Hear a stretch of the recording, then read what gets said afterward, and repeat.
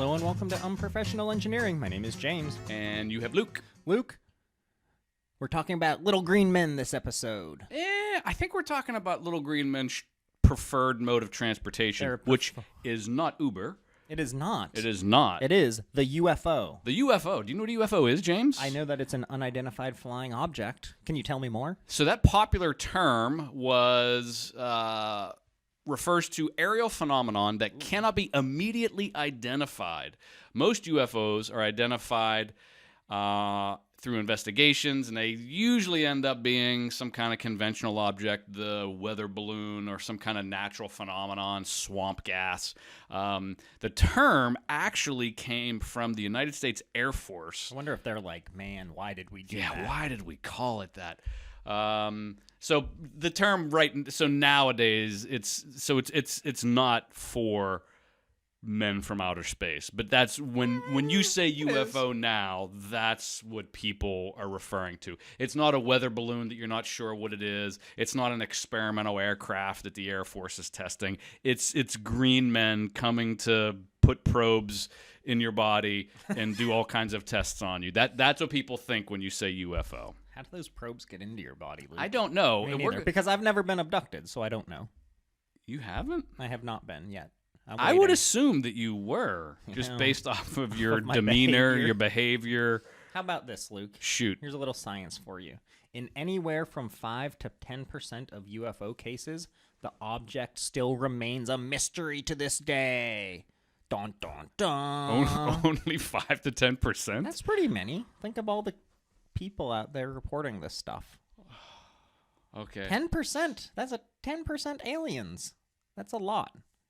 So I feel like you and I are going to have a little disagreement here. UFO sightings have been associated with so-called alien abductions, Luke, in which people say they've been transported to alien spacecrafts and subjected to a variety of physical examinations, even going as far as to claim there has been crossbreeding examinations. Whoa.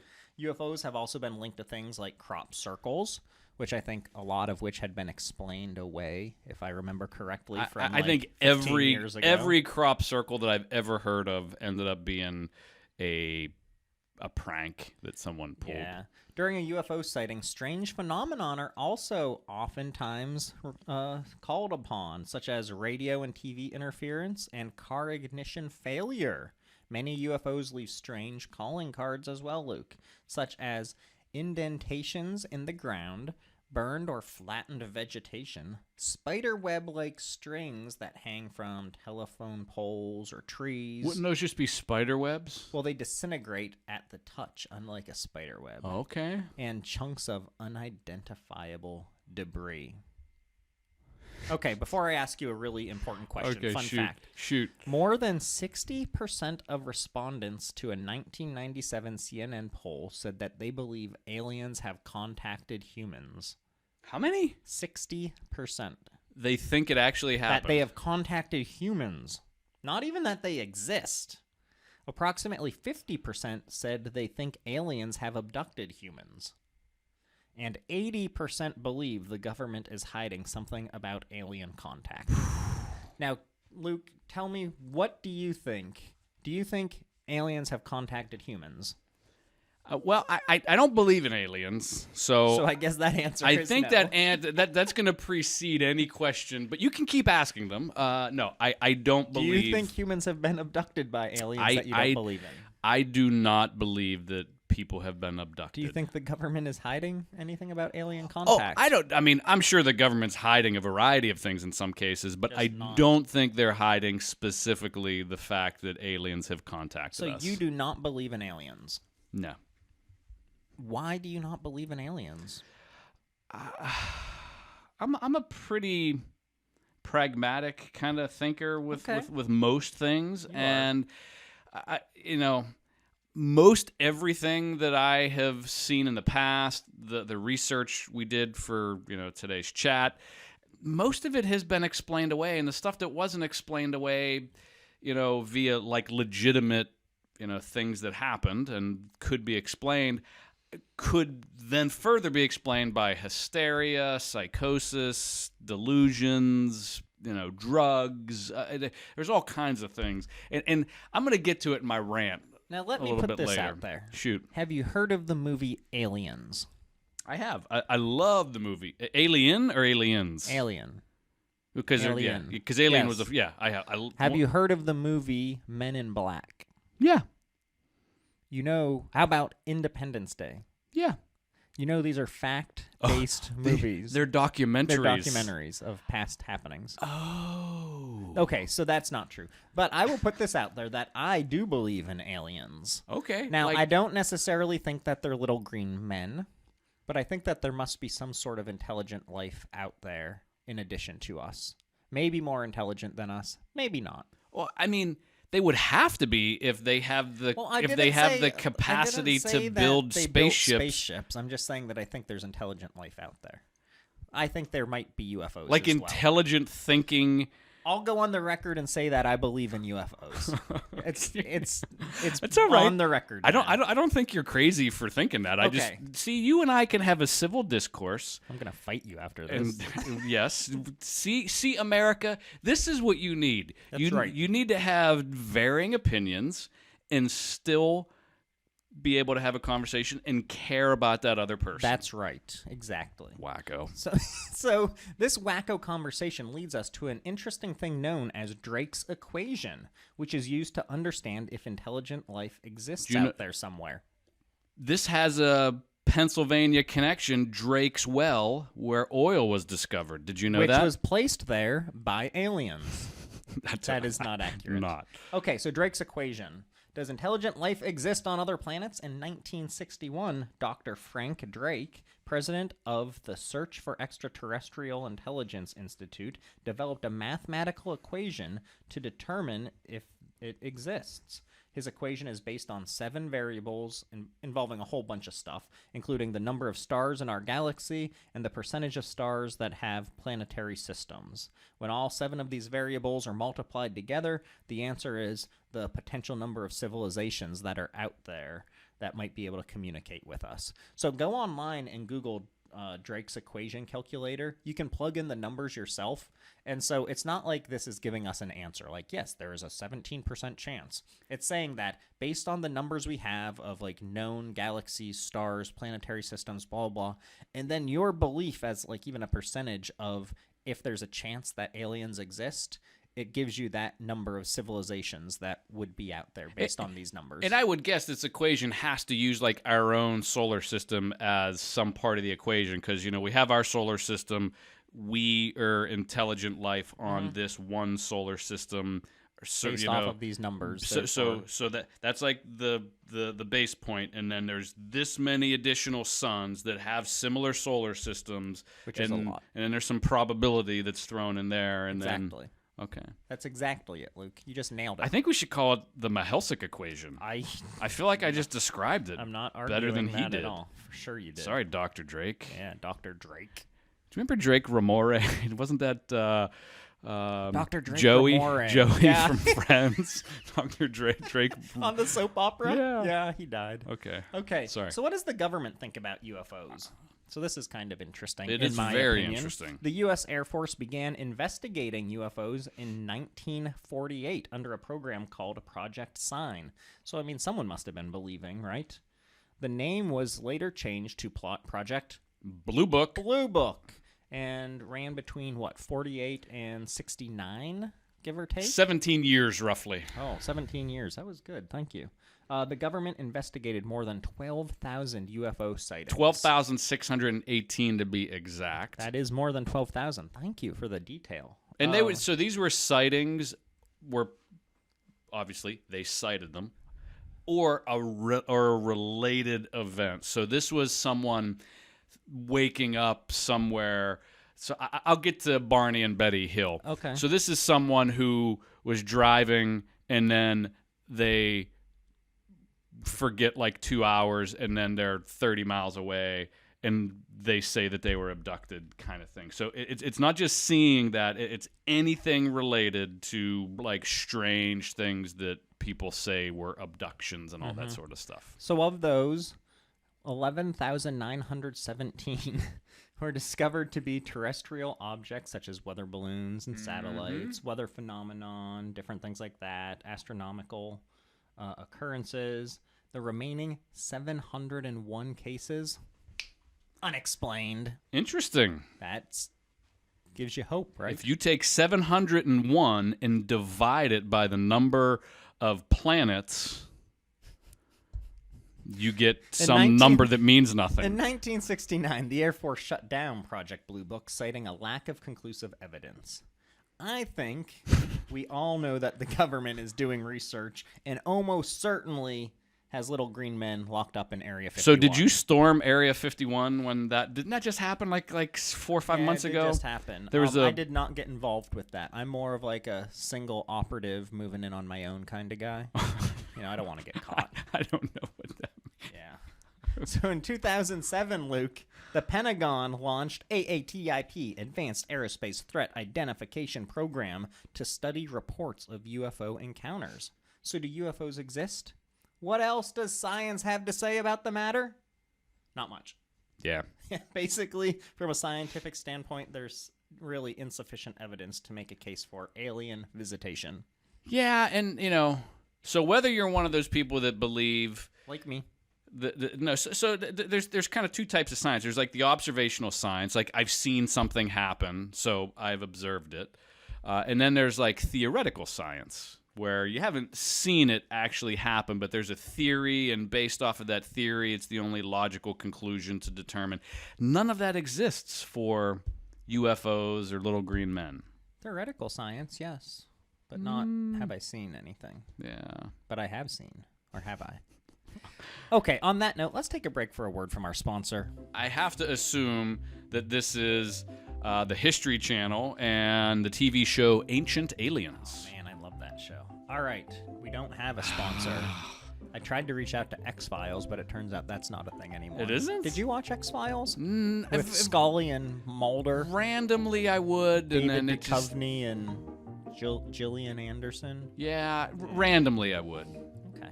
I watched it a good bit. Shout-outs, though. Molly P. in sunny San Diego. I did not want to share this. She loves Luke's rants. Oh, my goodness. I told her I wasn't going to tell you. Molly, you are now my favorite fan. Yeah. Thank you. We have Arlene. Arlene I just sent stickers to, actually. Didn't have the last name, so hopefully they make their way there. Mechanical engineering major in California. A lot of California listeners writing in lately, so that was nice. Uses us as background noise during homework.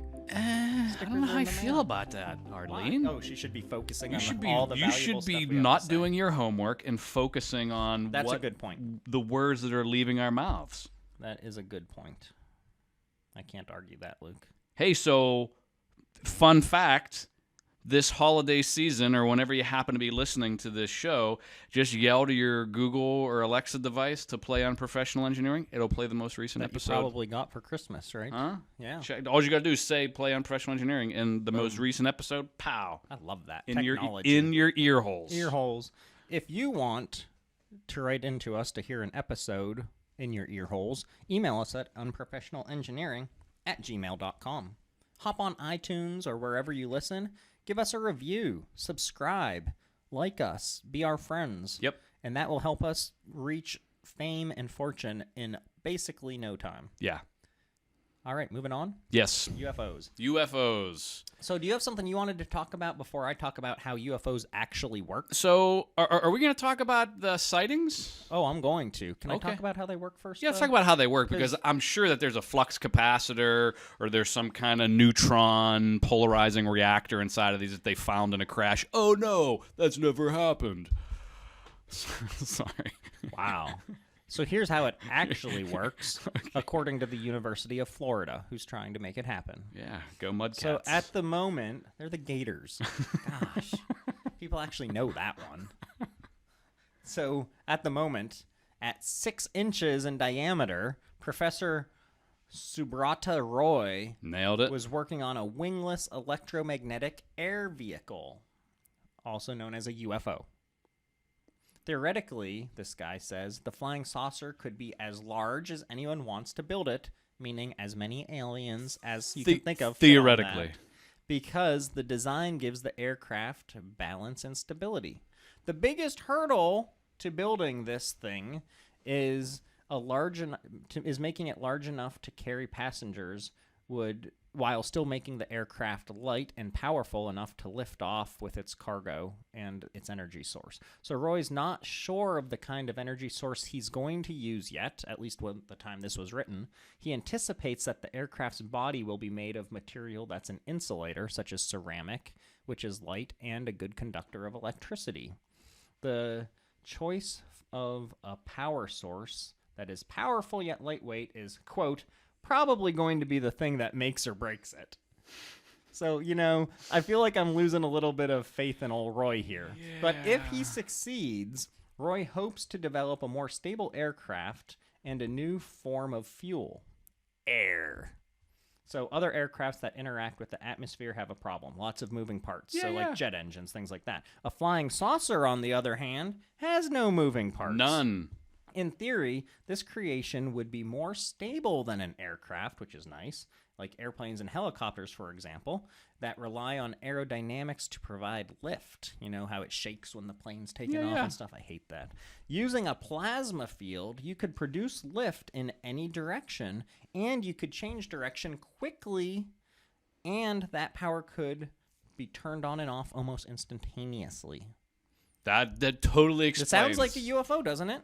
Sounds just like a UFO. Roy has been working with the U.S. Air Force Research Laboratory at Wright-Patterson Air Force Base in Dayton, Ohio, since 2001 to study how plasma could be used to control the flow of air, pushing air in different directions, and thereby moving the vehicle. One of my favorite... I feel like it gives it credibility, though, that he's working with the Air Force to make this happen. And also, before you add in, do you think that they're doing it in Dayton because there's a big base there because of the Wright brothers? No, I don't think so. Think so? Oh, okay. Continue on. So, growing up, one of my favorite movies of all time, Flight of the Navigator. Remember that silver... Flight of the Navigator? Yeah, so this kid gets on this... I forget the whole story, but basically this kid gets on this like torpedo-shaped... aircraft, and this thing basically flies all over the United States, and it's this big silver. And if I was ever going to imagine what a spaceship would look like, this movie captured it perfectly. It could change shape and size. It was so crazy futuristic. It was one of my favorite movies of all time. There you go, Jimbo. Add Flight of the Navigators to our movie references page. Awesome. Couple things. The actor in that looks like one of the kids from Stranger Things. Also, the child actor there was charged after robbing a bank in a wig. So he has fallen on hard times. Well, I'm sorry to hear that. Delirious Joe Kramer. Well, it was a great movie. Check it out. A lot of fun. Do that. All right. So before we move on to sightings, let's take a break for what I'm afraid of, this week's Luke's Rant. Okay, so So you UFO true believers. Be gentle. I'm right here. No, I know. You guys don't help yourselves. And there's a couple reasons why. Have you ever noticed any kind of interesting common denominator amongst people who really, really believe passionately in UFOs? Have you ever noticed anything? That they're missing teeth? They're crazy. Oh, they're crazy. So it's like if all of a sudden, like, you told me you truly, truly believed in green men and aliens, and they visit us and they abduct us. Like, I know you're a pretty reasonable person. I'd be like, oh, James is a pretty normal guy. He lives here in Pittsburgh. He's married and has some dogs, and cuts the grass and smokes meat. Technically have a dog. Yeah. So I would maybe have some credit, but they're always wackos. They're always... That's very judgmental. No, not always. I'm going to say a large percentage of the time, they're very, very strange, unusual people that try to promote this. And I'm sure it's the media, because the media is finding these people because they're outspoken and they tend to be weird and they tend to go after that kind of person. Like the foremost alien expert, this guy, I'm going to talk about him in a minute, Giorgio Tsoukalos. He's nuts. He's the guy on Ancient Aliens. With the hair. Yeah. That looks like he's high all the time. Yeah, he's the biggest meme on the internet. Yeah. That's the foremost expert for... Yeah. He's not helping. So alien believers need to work on their public They need a facing PR figures. person. They need a PR person. They need a PR person. So... Sorry, I don't So mean you're to... just saying that everyone who believes in aliens looks crazy? No. A good majority, but... A large majority of them. Okay. Except for me, because I cut my grass. Yeah. Okay, good to know. You cut your grass and you smoke meats and you live in a house. That's and true. You're married. All You're these not... things are true. Yeah. Okay. So let me ask you this. Shoot. If I had a flat earther in the room or I had an ancient alien believer in the room, which one's crazier to you? I would say... Wow, that's a tough one. I would say flat earther because they're both crazy, but I would say flat earther because they tend to be even weirder than the alien people. Okay.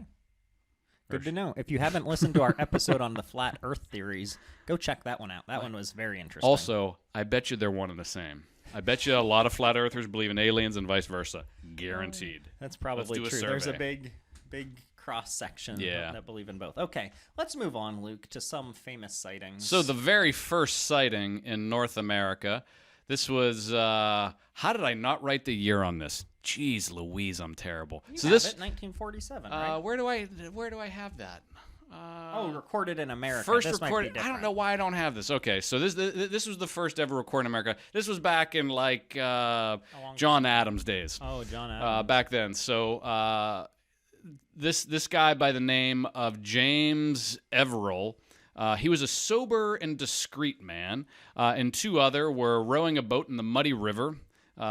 This is up in near Boston, and basically Boston. They saw a great light in the sky, and it Was it stood the sun? still, and it this was at night, and it flamed up, and it was about 3 yards square, and it contracted. It had the figure of a swine. He wrote. I don't know what Like a that pig? means. Like a pig, a swine, yeah. So over the course of the next few hours, the boatman said that the light mysteriously ran swift as an arrow, darting back and forth between the village and the Charlestown. This is approximately a 2-mile distance. And a diverse other credible person saw the same light after and about the same place. So this was chalked up drunk to to swamp gas. Swamp gas. Yeah, Do you because buy that? I don't know. Does swamp gas take the Swamp shape gas of a is swine? apparently it can ignite, and there's methane and some different gases Does it that shoot can like happen. an arrow? I don't know. They were See, I they feel were like- sober and discreet men. I feel like the sightings we're going to talk about here in the next 10-ish minutes Yeah. really make you think. Like, maybe. Okay, let's hear yours. Okay, so how it all began. The very first one. Other than what you were talking about with swamp gas.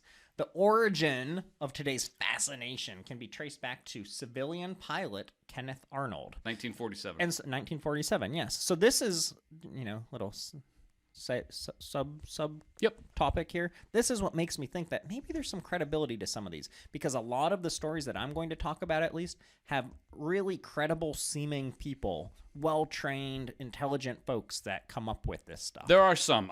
So my comment about all. Okay, so Kenny Arnold. You said June 24th, 1947.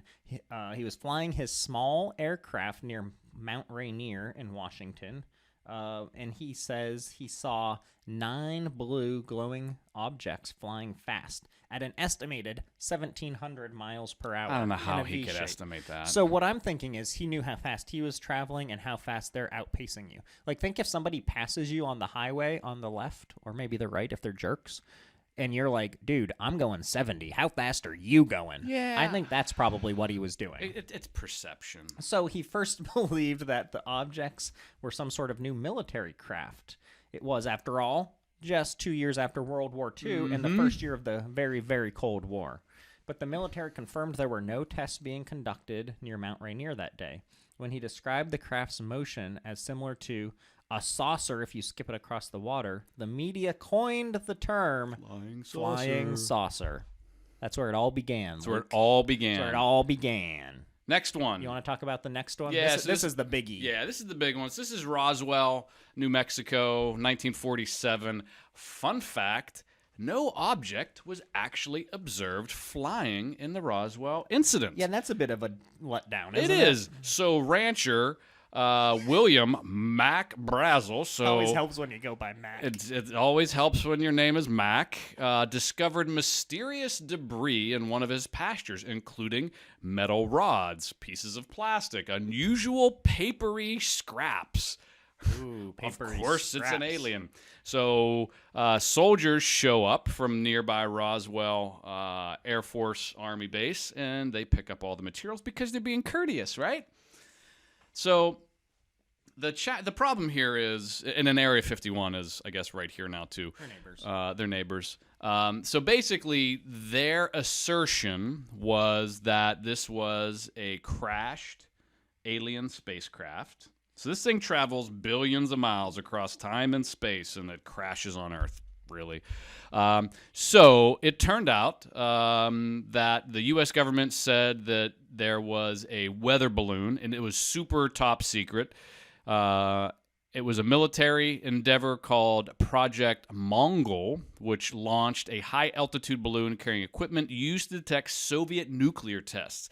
The U.S. Air Force provided plenty of proof in a 231-page report released in it took them a really long time to admit it, released in 1997 called Case Closed, Final Report on the Roswell Crash. So what I'm hearing is they had, what, like 50 years?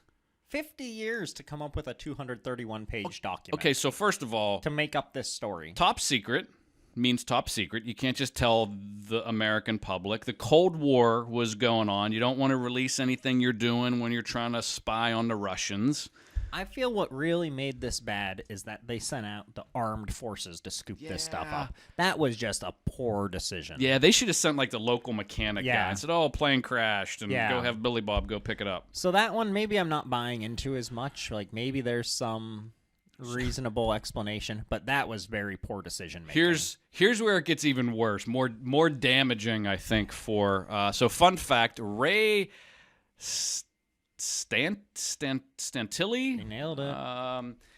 He actually released a video in 1995 called Alien Dissection, and it purported to have taken place right after the incident in Roswell. I feel like these aren't And it was like, related. it was basically a video of this alien being operated on. Unfortunately, go figure, Stantilli would admit in 2006 that it was all totally staged, but he maintained that it was based on actual footage. Yeah, the government made him say that. He didn't want to get killed. Okay, so this one maybe can be a point in your column of crazy people. Okay? Yeah. That one. Okay, how about a few more that were really good? The Lights Above the New Jersey Turnpike, 2001.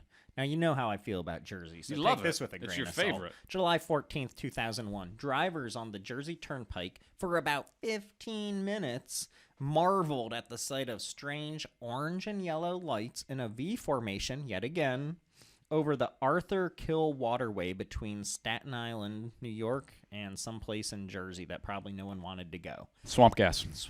Air traffic controllers initially denied that any airplanes, military jets, or space flights could have caused the mysterious lights, but a group known as the New York Strange Phenomenon investigators claimed to receive FAA radar data that corroborated the UFO sightings that night. They're denying that there was anything going on, yet we had proof. The USS Nimitz encounter, 04. You ready for this? Mm-hmm. November 14th, 04. The USS Princeton, part of the USS Nimitz Carrier Strike Group, noted an unknown craft on radar 100 miles off the coast of sunny San Diego, where one of our listeners was from. This shout out. For 2 weeks, the crew had been tracking objects that appeared at 80,000 feet and then plummeted to hover right above the Pacific Ocean. Fun fact, my wife last night admitted that she has trouble telling which one's the Atlantic and the Pacific. She went to college for like 10 years. Okay, so when two FA-18F fighter jets from the aircraft carrier USS Nimitz arrived in the area. So super highly trained pilots, Luke. Like Top Gun, Tom This Cruise. is Tom Cruise and not Goose. Like whoever was better than Goose, because let's Iceman. be fair, Iceman, yeah, Val Kilmer, right? Was he Iceman? Yeah. Okay. They first saw what appeared to be churning water with a shadow of an oval shape underneath the surface. Then you know what happened in a few moments? A white tic-tac shaped object appeared above the water. It had no visible markings to indicate an engine or wings or windows, and infrared monitors didn't reveal any exhaust coming from it. Black Aces Commander David Fravor and Lieutenant Commander Jim Slate of Strike Fighter Squadron 41 attempted to intercept the craft, but it accelerated away, reappearing on the radar 60 miles away. It moved 3 times the speed of sound and more than twice the speed of the fighter jets. These are highly trained pilots. They're seeing this. They've seen weird things out there, I'm sure. And they're like, yep, spaceship. Alien. All right, I have 2 more. I'll go through them really quickly. All right? This is worth going over, people. I think so. I think these are very compelling. O'Hare International Airport saucer, 06. And I don't like it because I'm there too often. Flight 446 was getting ready to fly to North Carolina from Chicago when a United Airlines employee on the tarmac noticed a gray metallic craft hovering over gate C-17. I've been at C. I think do I've not been at want to be C-17 there anymore. I probably have because we probably fly through Charlotte all the time. I'm sure. Because our airport's the best. Sponsor us, Pittsburgh Airport. That day, November 7th, 2006, a total of 12 United employees and a few witnesses outside of the airport spotted the saucer-shaped craft at 4:15. The witnesses say it hovered for about 5 minutes before shooting upward, where it broke a hole in the clouds, enough that pilots and mechanics could see the blue sky, which there's never blue sky in Chicago. However, because the UFO was not seen on radar, the FAA called it a weather phenomenon. You know, that weather that has metal spaceships involved. It was raining spaceships. Yeah, and then it crashed on an island that would take you back in time, and you had to reset a timer every day. 2008, the Stevensville sightings in Texas, 100 miles southwest of Dallas. Okay, I know it's in Texas, so it's not real credible, but still. It's mostly known for dairy farming, but this time, there were dozens of residents viewing something weird in the sky. Citizens reported seeing white lights above Highway 67, first in a single horizontal arc, then in vertical parallel lines. Local pilot Steve Allen estimated that the strobe lights spanned about a mile long and half a mile wide, traveling at 3,000 miles per hour. No sound was reported, while the U.S. Air Force revealed weeks later that F-16s were flying around the area. Many townspeople didn't buy that explanation because it's the government and they don't fly that fast. No one trusts them. I did have one more. I'm sorry. East Coast Go Fast video, leaked in 2017 along with the news of the Advanced Aviation Threat Identification Program, which we didn't know was running, was a video that revealed an encounter between an FA-18 Super Hornet, which you must be fast because it's a Super Hornet, and an unidentified flying vehicle. It was seen along the East Coast on a Raytheon Advanced Targeting Forward-Looking Infrared Pod. The craft was similar to that spotted off San Diego previously that we talked about in 2004, a fast-moving white oval about 45 feet long without wings. The pilots tracked the object at 25,000 feet above the Atlantic Ocean as it flew away and simultaneously rotated on its axis. No explanation ever emerged. Swamp gas. It's not all swamp gas, Luke. So I just have 2 final things, and I know we're over, but I do want to mention them. So Dan Aykroyd, just Google. He's a Ghostbuster. Yeah, Google Dan Aykroyd and aliens. You know, I like him.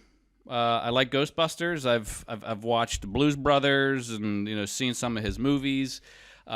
He's an odd fellow. Again, not helping the cause. Like when you hear him talk about it, And there's a little bit of financial benefit for him because he's all into these crystal skulls. Oh, is he? That supposedly are these alien They do skulls. find them places. Yeah, but they always get debunked. And he has a crystal. He owns or he is wants to partner. up the value. He has a crystal skull tequila company that has tequila Oh, or I some do know kind of that liquor in a tequila. crystal Yeah. skull. He's a partial owner know that. or involved in it somehow. So there's that's a little shady. Also, knowing the people he was hanging around with back in the day, he might have been doing some experimenting on his own that hurt the sure. old brains. But he has multiple personal recollections and He's been encounters. abducted. He said, he hasn't been abducted, but he's seen a lot. And then the other one that you have to look into, and I wish we had more time to go into this one, is Barney and Betty Hill. They were an interracial an interracial couple that lived in the South back in, I think it was like 1948 or something like that. It was way before being an interracial couple was even remotely acceptable. So the fact that they would bring attention to themselves in the South's mind. and they were supposedly, their story was they were abducted. They didn't remember it only through hypnosis. They had that experience where they were driving, they saw something, and then they were 30 miles away and they don't remember what happened, kind of thing. I've had that experience. Yeah, and then they hypnotized them, and then all this kind of crazy stuff came out during the hypnosis regression session. So real, and the reason why that one is the most credible is, given the culture at the time, why would this interracial couple want to draw attention to themselves? Right. Their lifestyle at the time was not accepted in any way, shape, or form. So why would they bring this much attention if it was a lie? Right. So that's why there's some credibility to what they said. And the guy that did the hypnosis regression was supposedly the best hypnosis regression person like in the field. So check it out, Barney and Betty Hill. She's actually still alive, I think. Oh, Betty. Um, Hit us up, Betty. Yeah, but check it out. It's interesting. I watched a video or two about them, but theirs was like abducted probes, things happening, star charts. It was interesting. That's very interesting. I still don't believe in it, but I still do. I think we put a lot of info out there that people can now make an educated decision on if they believe or not, and that, if these pilots believe and saw these things, who am I to say that they're wrong? With that, hopefully you all enjoyed this. You all know a little bit more about UFOs, believe in them or not. And until next time, beep bop boop. is that how you say see ya? Yeah.